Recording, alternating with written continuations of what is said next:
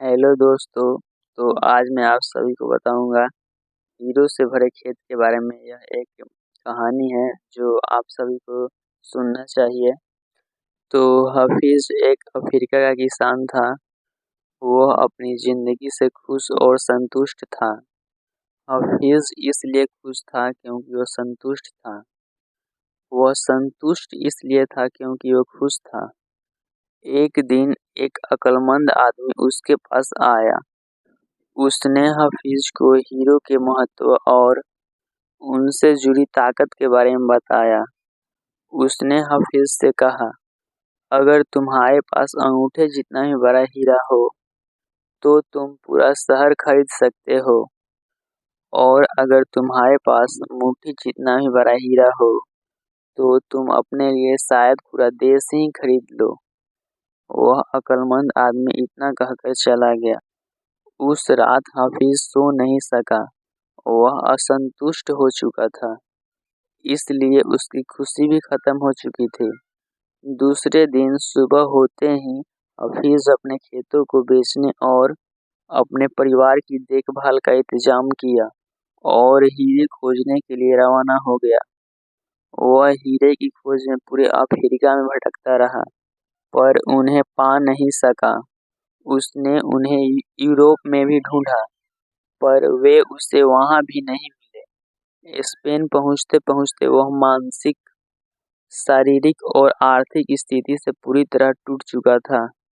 वह इतना मायूस हो चुका था कि बार्सिलोना नदी में कूदकर खुदकुशी कर ली। इधर जिस आदमी ने हफीज के खेत खरीदे थे, वह एक दिन उन खेतों से होकर बहने वाले नाले में अपने ऊँटों को पानी पिला रहा था। तभी सुबह के वक्त उग रहे सूरज की किरणें नाले के दूसरी ओर पड़े एक पत्थर पर पड़ी और वह इंद्रधनुष की तरह जगमगा उठा। यह सोचकर कि वह पत्थर उसकी बैठक में अच्छा दिखेगा, उसने उसे उठाकर अपनी बैठक में सजा दिया। उसी दिन दोपहर में हफीज को हीरो के बारे में बताने वाला आदमी खेतों के इस नए मालिक के पास आया।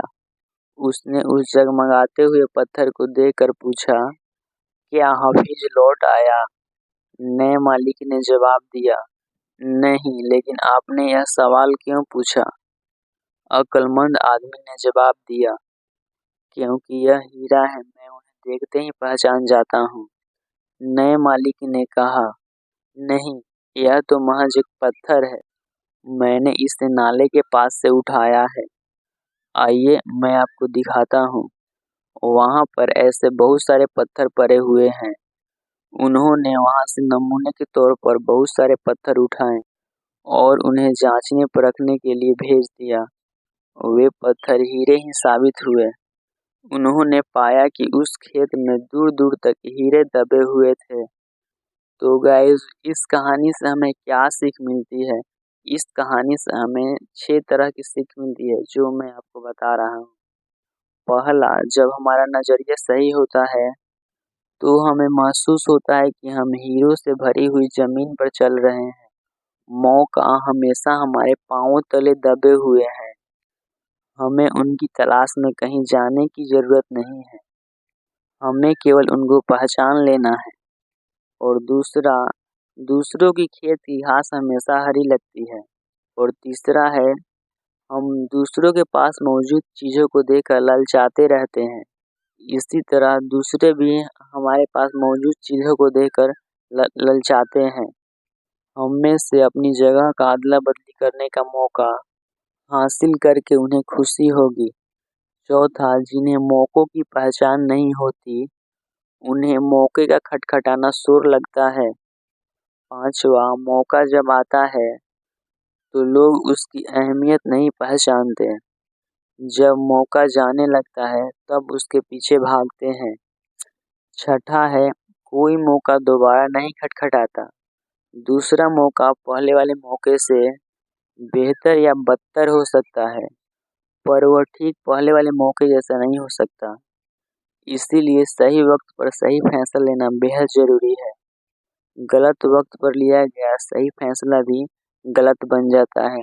तो आप सभी को आपका बहुमूल्य समय देने के लिए थैंक यू वेरी मच।